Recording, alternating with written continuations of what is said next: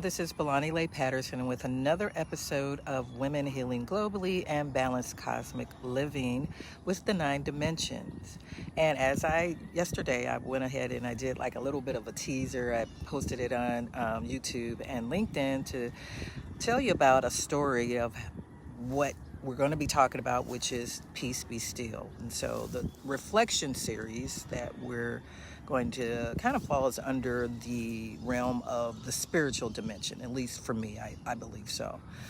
This dimension really explores inner peace. It explores discipline, I think, in a sense of knowing when to be silent, when to speak, when to know how to sit with yourself, right? Learning really how to align with yourself and surrender in that peace. And peace can appear in a lot of different avenues. For me, sometimes it is just silence. Sometimes it is connecting with nature. And we're going to have these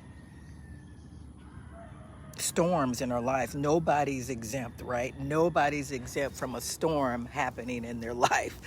Trust and believe.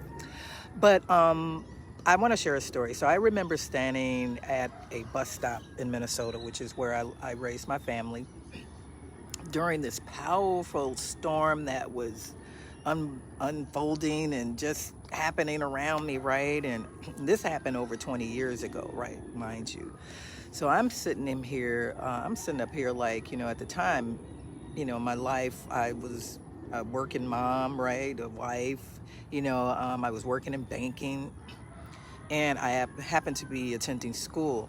And so the school happened to be directly across the street from my job. So I was constantly attempting to balance work, responsibility, sitting up here and stressors in life, trying to build not only a better life for myself, but primarily for my children, right? They were smaller at the time. And what that looked like, I was still trying to figure it out as a young mom, right? As a younger mom with younger children. And on this particular day, the weather suddenly just shifted. It just changed. And I didn't have a car at the time. So I'm just sitting here on the bus stop. And it's getting dark. It's crazy. Like it was, the wind is gushing, it's just gushing all around. I'm like, what in the world is going on here? So the wind became extremely strong. The sky is getting darker, right? People were on the bus stop with me. People across the street from the bus stop going in the opposite direction. We're trying to get out the store, right? Like, a bus, hurry up, come on, I'm ready to get home. I had a long day, I didn't have school, right? So honestly, I almost felt like it was just one of those scenes from a scary movie. That's how it was to me. That's how it felt. That's how it looked. Anybody back then, technology was still in this new age, right? But then how it's advanced now, right? But anyway, I digress. The wind was blowing so hard that I actually had to grab onto a pole just to make sure that I keep my balance, right? A steady balance, and keep my balance. And it kind of reminded me, because I was raised in the Windy City, baby. Come on now, Chi-Town's outside. That's where I was raised and born in New York. So I was sitting up here like, man, these sound like, am I back in the Chi-Town? Am I back in Chicago? Like those days when you on Wacker Drive or you downtown Chicago, you definitely, Lake Michigan, you definitely know you got to hold on to a pole or something, or you'll be swept off into the abyss of Lake Michigan. Just saying. Just saying. So I so happened to look down, right? And there was this little tiny mouse just sitting near the sidewalk on the bus stop. And I immediately kind of was like, I had to look again, like, no, my eyes are deceiving me. This cannot be no mouse, little fluffy fur, just sitting here on this bus stop like this, right? So I'm looking again. I'm still kind of thinking my eyes are deceiving me. I'm looking around and thinking there is no way this is actually happening, where a mouse is just sitting here on the corner, chill, like an OG. Like an OG, sitting here in the middle of this storm. But as I realized, then I began, because the bus stop across the street. And that bus, people were going the opposite direction, of course, but they were sitting up there, and I had to kind of yell across the street like, hey, y'all, I see this mouse just sitting up on the corner here, just standing in the middle of the storm. And they were like, what you talking about, lady? Well, so the wind is blowing, people are running, everything around is moving, but this mouse never moved, never once moved. I did try to come up closer to it enough to see if the mouse was actually alive, or I'm just saying a prompt or something, right? But it moved, it inched up, but it was there. So I giggled so much, like I was saying, the people across the street were standing on the other side of the bus stop, the opposite direction of me.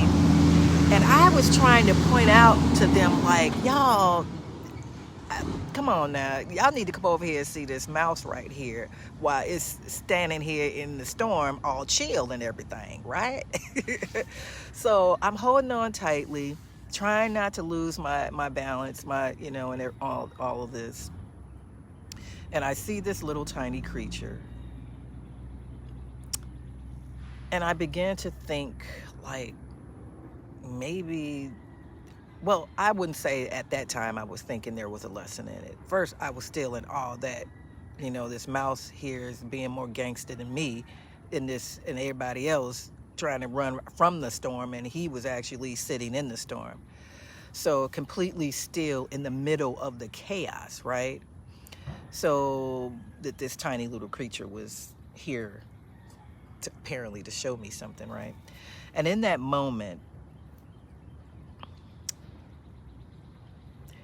I started to think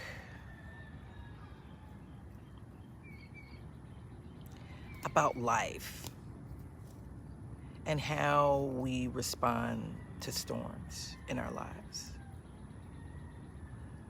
Most of the time, I think when we're younger, you're reactive. You about that life, you ready to fight, you ready to whatever, you about to, get in the business, right? At least that was me back in the day. I'm a little bit more calmer in my older age. And in that moment, though, something kind of really spiritually clicked for me, though, right? In that moment, because I've always been connected to Source, to Divine, the Most High, Christ, consciousness, whatever we want to call it, whatever it is for you. But for me, it's the Most High. And those moments that, like, Oprah used to talk about, sometimes those aha moments, right? That was one of those for me. And that story that experience has stayed with me for over 20, 30 years now, right? But it taught me something more today than it did back then, but more of a realization of understanding what that mouse was exemplifying by just being still. And I have never forgotten that experience. And that, like I said, over 20 years ago, yet the lesson has stayed with me. All this time. So I want you to think about how you have responded to storms in your life. Have you been reactive?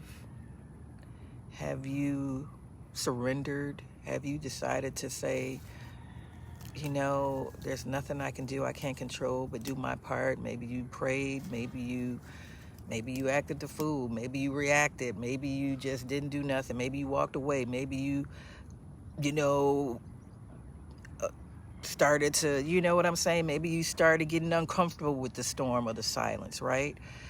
But my point is that because what that moment showed me was this. During my reflection time, because like I said, I've always been very inner reflective about what it means to be the best version of yourself. I'm not a guru, but I definitely feel like the spiritual components of me are very, very important. So I pay attention to the signs, right? I pay attention to nature. I pay attention to the words. I pay attention to energy. I pay attention to the thoughts, right? More now than I did when I was younger. But I definitely, and I make a connection from that. But I realize in that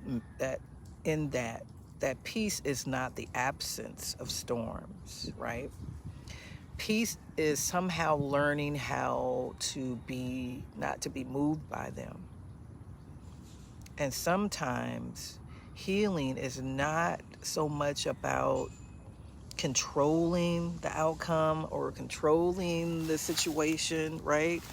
Controlling everyone and everything around you, you know, so that you can feel like you can have this peace, that we're really doing the opposite to get it, right? Or to gain it.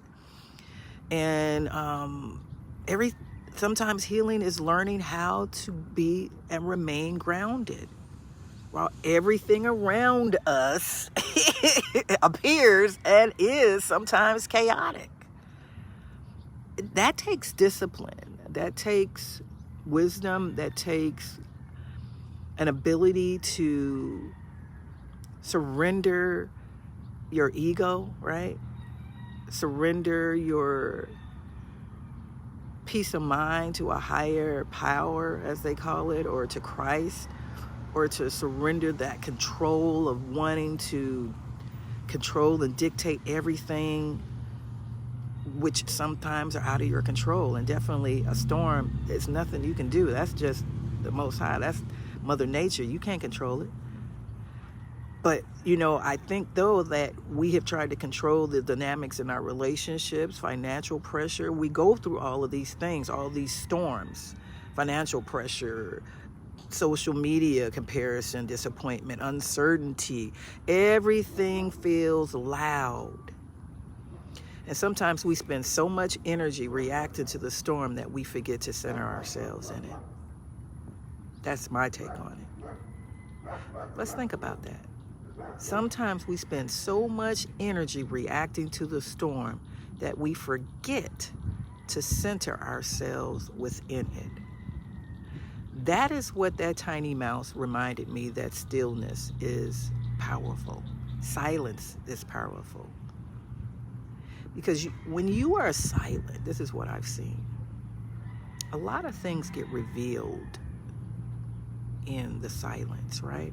Outside of you. Sometimes things can happen, and if you just sit still long enough, everything will reveal itself, right? They always used to say, like, the people who are loud are the ones that are maybe have the most insecurities or something like that, right? Don't be the loudest person in the room. But you learn it's not by like suppressing your emotions, but learn how to stay spiritually grounded, even while life is happening around you. That is part of the healing. That is part of alignment. That is part of the spiritual dimension. And honestly, that realization for me means more now, and it's more foundational for me,